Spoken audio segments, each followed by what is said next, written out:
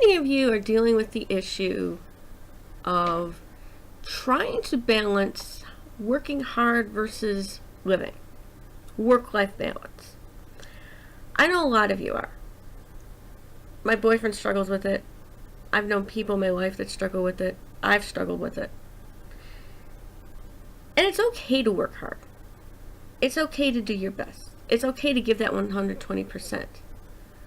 But the one thing you don't want to do is fall into the workaholism trap. So what is workaholism? Basically, think of alcoholism where you're addicted to alcohol, but instead you're addicted to work. And what happens when you become a workaholic? Well, think of what happens when you're addicted to anything, whether it's drugs or booze or etc.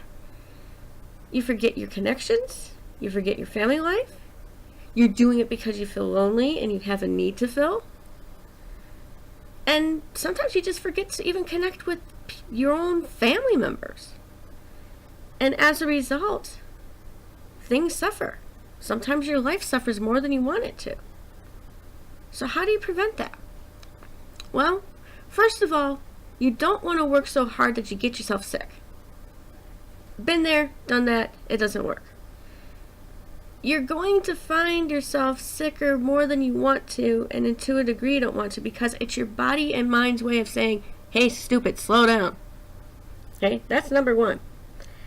Number two, put some priorities in your life. What's really important to you? If family is important to you, find a way where you can take a break from work so you can be with your family. Take advantage of any holiday breaks like you have now to visit family, maybe that you haven't seen in a while. Visit friends you haven't seen in a while, because let's face it, when you have a working life, your connections are mostly who you work with and what you do, at least until retirement. But you also have to have that outside source, joining a club, going to the library, and seeing presentations, joining a gaming group, whatever. So if you haven't been able to make those connections, maybe this is a time to start looking. Maybe this is a time to see if you can hang out with your friends outside of the walls of the workplace. Or if you have something that you're interested in, check out any meetup groups or check out any groups that you're interested in the real world. Why be stuck and sitting lonely when you can be out there? However, because of the way our life is structured, we have no choice but to work hard. We have no choice but to have no life. And unfortunately, we have no choice but to schedule our friends' meetings together. I know I've had to do it, and it frustrates me because I have a very busy schedule. I do a lot of things. And I can't just say, hey, let's meet at such and such a time tomorrow. You can't do that anymore, because why? I'm busy. The other person I want to meet is busy. So what do? You arrange it, you check it, you prioritize it. Now, if it's somebody that you feel like you don't have an immediate need to meet, but you can always schedule it for about a month or a couple weeks later. But if it's somebody you feel like you really, really have to connect with, make that connection. Meet up with them. Hang out with them. Have that FaceTime. Because if you don't, your life is going to suffer. And that addiction to work or anything is going to increase.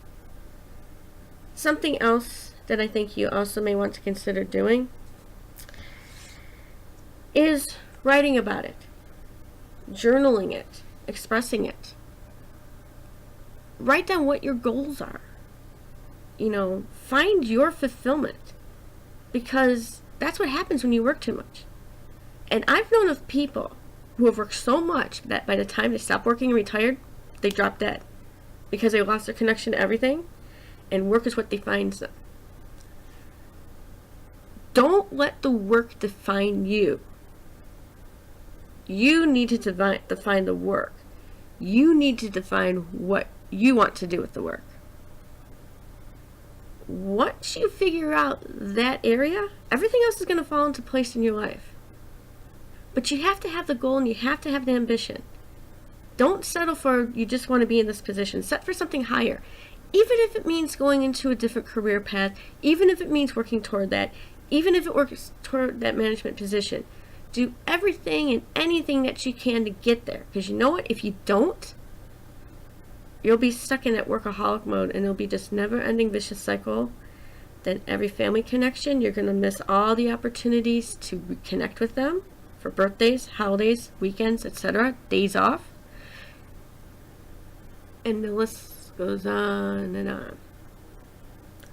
So try not to be addicted to your work, even though society's telling us not to. Go against the grain. Do what fulfills you. Don't let work define who you are. Define what you want work to be. And if you have opportunities that are open to you, don't ignore them. Don't postpone them, because if you do, you're going to lose out on some great things, and you won't have that chance to reconnect with those things that you've lost because of work. And don't forget to take a break. Most importantly, don't forget to take a break. Don't forget to sleep. Some of the most successful CEOs, successful business people, successful televangelists, whoever, they will even say that they always need a break. They always need a vacation. They always need a rest. When you're a workaholic, you don't even do that. You become the slave. Make work your slave. Don't become a slave to work. That's really the important lesson here.